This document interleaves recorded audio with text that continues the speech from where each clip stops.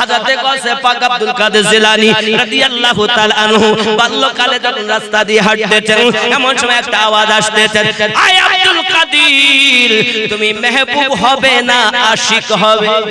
সুবহানাল্লাহ। ভালো করে শুনেন পয়েন্টের কথা, আশিক হবে না মেহবুব হবে? গাউসে পাক এই আওয়াজ শুনে বাড়িতে গেছেন, মাকে বলছেন, মা আমি বড় হয়ে আশিক হব না মেহবুব হব?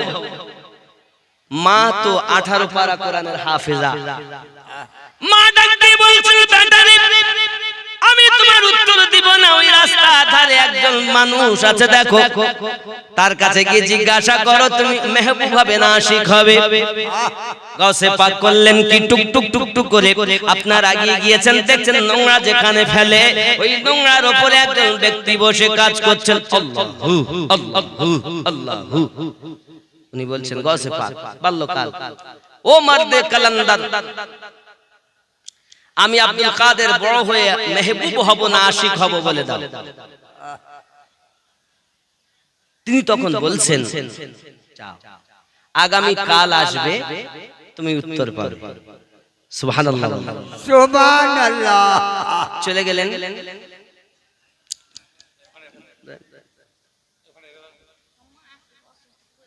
আম্মা পড়ে আছে কত জান, আল্লাহ হেফাজত করুক। নেন বাবাজি, নেন বাবাজি, নেন।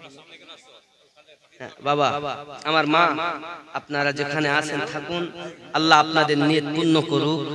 মা খালা আপনারা যে বসে আছেন, একটি মা যদি নেককারিনী হয় 1000 পুরুষের থেকে ওই মায়ের দাম আল্লাহর নিকটে বেশি। সুবহানাল্লাহ। আপনি জানেন না মায়েদের কত মর্যাদা আমার নবী দিয়েছেন। যাই হোক বাবা, আমার মায়েরা ভালো করে শুনুন, এমনি করে আপনার কেনা পৃথিবী সরজমিনে তিনি আপনার রোনাজারি করেন প্রত্যেক রাত, কিন্তু মনিব যখন এমনি করে আঘাত করে তার কষ্ট সে সহ্য করতেছে। বাবা হযরত গাউসে পাক আব্দুল কাদের জিলানী গিলানী রাদিয়াল্লাহু তাআলা আনহু সকালবেলা উঠেছেন, উঠে আপনার কিনা টুকটুক করে চলে গেছেন ওই জায়গায়, গিয়ে দেখে মালিক কালান্দার আর ওই জায়গাতে নাই, আর নাই। তখন আশপাশের লোককে জিজ্ঞাসা করছে, কোথায় গেছে যে বুড়ো এখানে ছিল, আল্লাহু আল্লাহু করতে, কোথায় গেছে? সবাই বলছে নেই, সে তো মারা গেছে। কি হয়েছে? মারা গেছে, মারা গিয়েছে। কোথায় দাফন হয়েছে? কোথায়? সেই লোককে আবার দাফন করে নাই কেউ, ওই ময়দানে ফেলে এসেছে। দেখো কি চিল কাকে তাকে ঠুকে ঠুকে খাচ্ছে। যাও ভালো করে বোঝেন। গাউসে পাক রাদিয়াল্লাহু তাআলা আনহু তিনি টুকটুক করে গেলেন, দেখছেন সত্য আপনার কিনা তার দেহটাকে চিল কাকে নুচে নুচে খাচ্ছে, এমন কি কুত্তাতে যাইয়া তাকে খাবল মেরে মেরে আপনার তুলতেছে।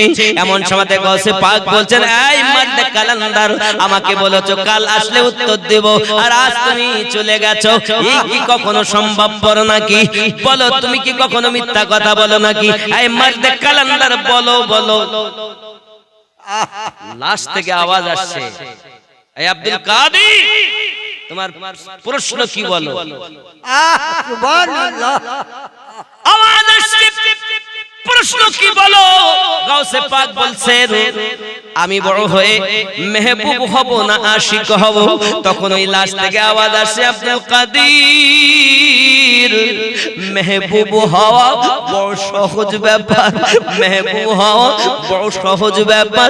মেহবুব যদি কেউ হয় তাকে সব আদর যত্ন করি, আপ্যায়ন করি, থাকা জায়গা দেয়, খেতে দেয়, তার পায়ের পানি পর্যন্ত ধুয়ে পান করে, তার জন্য সুন্দর ব্যবস্থা হয়। এটা হলো মেহবুবের কাজ। আর আমার দিকে তাকাও, আমি হলাম আশিক। আমার অবস্থা দেখো, আমাকে একটা কাফন পর্যন্ত জোটেনি, মাটি পর্যন্ত জুটেনি, এমনকি চিল কাকে আমার লাত ঠুকে ঠুকে খাচ্ছে। আশিক হওয়া কঠিন, মেহবুব হওয়া বড় সহজ। সুবহানাল্লাহ। এমন কথা যখন ওই মারদে কালান্দার বললেন, গাউসে পাক বললেন, ও মারদে কালান্দার মেহবুব হওয়া যদি সহজ হয় তাহলে আমি আব্দুল কাদের আশিক হওয়া বড় কঠিন। আমি আশিকি হয়ে জামানাকে দেখাবো। সুবহানাল্লাহ। যুবকরে আমার গাউসে পাক রাদিয়াল্লাহু তাআলা শুধু কেমন আশিক হয়েছিলেন বাবা, আশিক আর মেহবুবের মধ্যে একটুখানি পার্থক্য মারবে কালান্দারের কাছ থেকে তিনি নিলেন। আব্বাজি আমার অনেক কথা, এই জন্য আমি আপনাদেরকে বলি, আমার গাউসে পাক এমন করে আপনার মাদ্রাসায় ভর্তি হয়ে গেলেন, পড়াশোনা শেষ করেছেন। পড়াশোনা শেষ করার পরে যখন উনি পড়তে গিয়েছিলেন, মা তাকে শিক্ষা দিয়েছিলেন একটি কথা, বেটা কখনো যেন মিথ্যা কথা বলবে না। সুবহানাল্লাহ। যাওয়ার পথে 60 জন ডাকু সর্দারকে আপনার মুসলমান বানিয়েছিলেন। হে যুবক আমার, অনেক কথা গাউসে পাক রাদিয়াল্লাহু তাআলা আনহু এবার মাদ্রাসার পড়াশোনা শেষ করে উনি যখন আপনার কিনা মাদ্রাসায় গিয়েছিলেন, ওনার বয়স ছিল তখন 18 বছর। আর মা সন্তান জন্ম দিয়েছিলেন তখন আম্মা জানের বয়স ছিল 60 বছর। খেয়াল করবেন, উম্মুল খায়র ফাতেমা 60 বছর বয়সে মা হন। গাউসে পাকের 18, তাহলে 60 আর 18 78 বয়স, 78 বছর বয়স আম্মা জানের। তখন তিনি যাচ্ছেন, এ যাওয়ার সময় অনেক ঘটনা ওগুলো বলছি না। এখন মাদ্রাসাতে পড়াশোনা সমাপ্ত করে উনি জঙ্গলে চলে গেলেন। জঙ্গলে যাওয়ার পরে উনি জঙ্গলে আল্লাহ আল্লাহ করতেছিলেন বাবা। এমনকি 1 মাস 2 মাস 3 মাস খাওয়া নাই, 1 বছর কোনো খাবার নাই। গাউসে পাক আল্লাহ পাকের ইবাদত বندگی করতেছেন রাত দিন ইবাদত বندگی করে। এমনকি গাউসে পাক উঠে দাঁড়াতে পারেন না, আল্লাহর ইবাদতের মশগুল হয়ে আছেন, কারণ তিনি বলেছিলেন আমি আশিক হয়ে দেখাবো। সুবহানাল্লাহ। যুবকেরা আমার, গাউসে আজম আব্দুল কাদের জিলানী গিলানী রাদিয়াল্লাহু তাআলা আনহু এত ক্লান্ত বোধ, হে বাবাজি আমার, গাছের পাতা পর্যন্ত উনি চিবিয়ে খেয়েছেন। হে যুবকেরা আবার, এমনি করে তিনি আশিক সেজেছেন। তিনি পৃথিবীর সরজমিনে এমনি করে চলতে চলতে একদিন গাউসে পাক বলেন, আমি এমনি করে চলতে চলতে একটা মসজিদে এসেছি। এখন সেই মসজিদে একটা লোক ঢুকে গেল, ওই লোকটার কাছে একটা ঝোলা রয়েছে, ওই ঝোলা থেকে কিছু খাবার বার করেছে, আর আপনার কিনা সে লোকটা খেতে আরম্ভ করে দিয়েছে। তার আমি তো চোখ খুলতে পারি না, যা করে চোখটা চেয়ে আছি তার দিকে, আর আমার এত ক্ষুধার জ্বালা, সে যে নিজের মুখে হা করে খাবার ভরে, তার খাবার দেখে আমার নিজের মুখটা হা হয়ে যায়। এমন সমাতে আমার দিকে যখন তার নজর পড়লো, সে আমাকে ইশারা করলো, আয় পাগলের দিকে এসো। আমি তার সন্নিকট হলাম। সন্নিকট হওয়ার পরে তিনি আমাকে বলতেছেন, লে, খুব কষ্ট করে গেছি ওনার কাছে। উনি আমাকে বলছেন, লে, এই খাবার তোরও নয় আমারও নয়, খেয়ে নে। সুবহানাল্লাহ। গাউসে পাক বলছেন, তোমারও নয় আমারও নয়, আমাকে খেতে বলছি, কিরকম খাবো? সঙ্গে সঙ্গে বলেন, না, এ খাবার খাওয়া যাবে না। আগে বলেন, কেন আমার নয় তোমারও নয়, খাবো। আমি মনে করলাম তোমার খাবার আমায় দিচ্ছ, কিন্তু এখন বলছে আমারও নয় তোমারও নয়, খাও। সঙ্গে সঙ্গে বলছি, না বললে আমি খাবো না। এমন সময় তিনি বলছেন, বাবা আমার বাড়ি হলো জেলানগরে, বাগদাদের জেলার নগরে আমার বাড়ি। আমার গাউসে পাকের বাড়ি হলো জেলানে। এমন সময় গ্রামের নিজের এলাকার নাম শুনতে চমকে গেলেন, বলে শুনে নেন আমার ওই এলাকার বাড়ি এমন এক আবিদা জাহিদা নেককারিনী খাতুন থাকে, তার ওই ওসিলায়, তার ওসিলা দিয়ে যদি কেউ কখনো দোয়া চায়, সঙ্গে সঙ্গে দোয়া কবুল হয়। যদি এলাকায় বৃষ্টি না হয়, ওই মহিলাটার ওসিলা দিয়ে যদি দোয়া চায়, আল্লাহ সঙ্গে সঙ্গে বৃষ্টি দিয়ে দেয়। তিনি কে?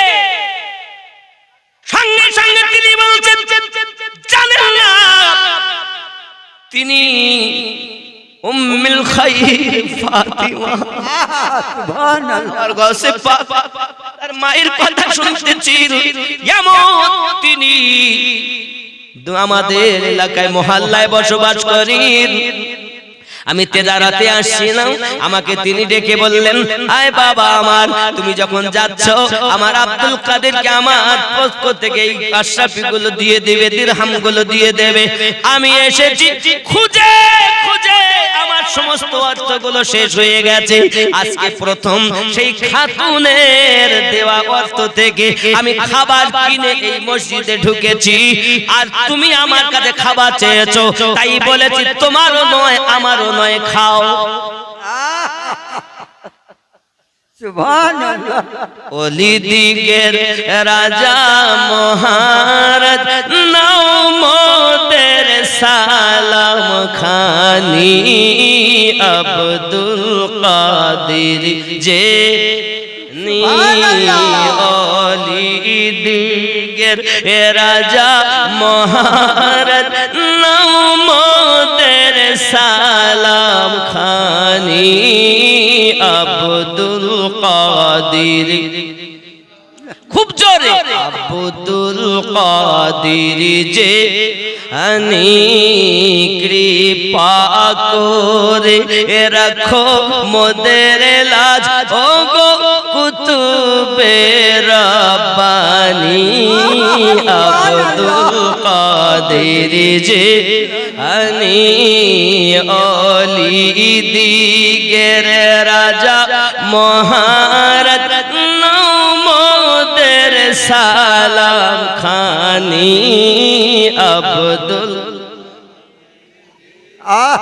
সুবহানাল্লাহ। রসুল পাকের তুমি পিয়ার মাওলা আলী নয়ন তারা,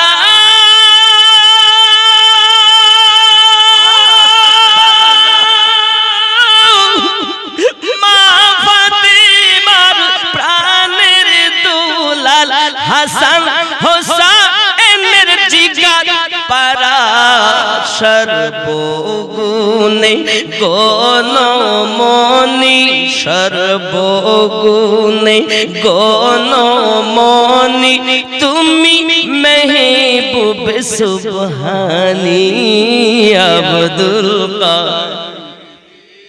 হয়নি বাবা, এই আওয়াজে বলা যাবে না, আরো জোরে, আব্দুল কাদের জিলানী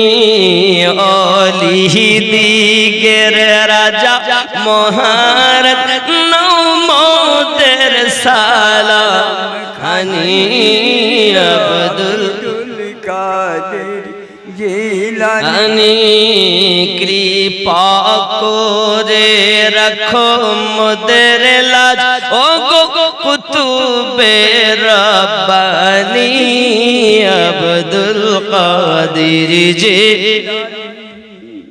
মুসিবতে পড়ে মোরা ডাকি তোমায় দাস্তাগীর,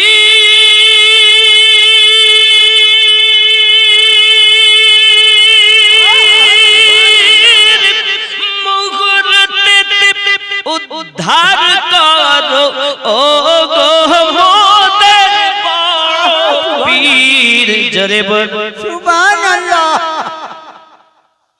নাই তুলনা বিশ্ব মাঝে, নাই তুলনা বিশ্ব মাঝে তুমি মেহবুব সুবহানি, আব্দুল কাদের নি ওলিদিগের রাজা মহারাজ নাও মোদের সালাম খানি, আব্দুল কাদের জিলানী মুসিবতে পড়ে মোরা ডাকি তোমায় দাস্তাগীর,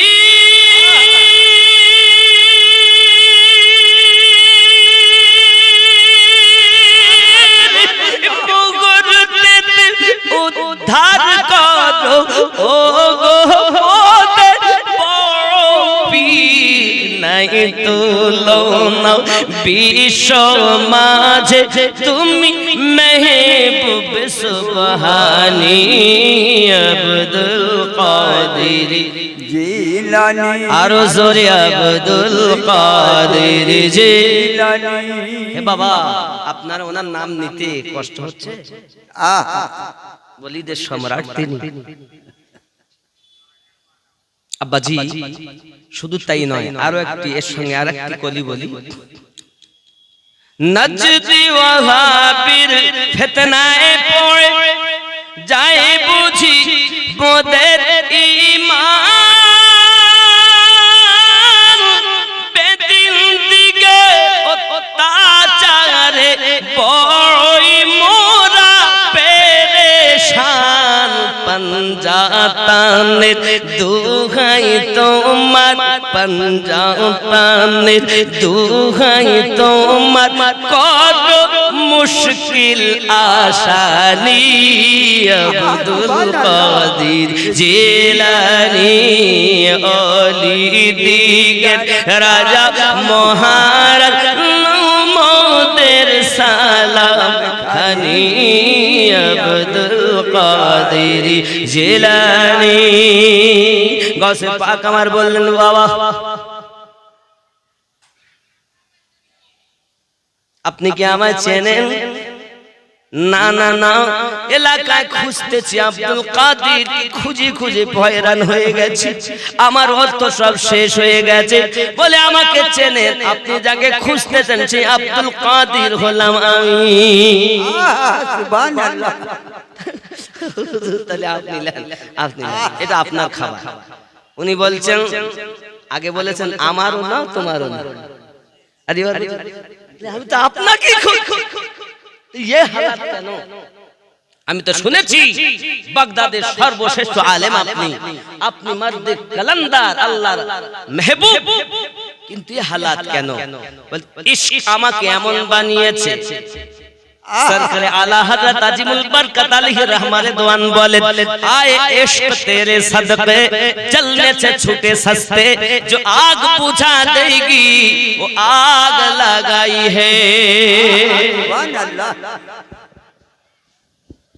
ये इश्क আলাদা, আশিক আলাদা।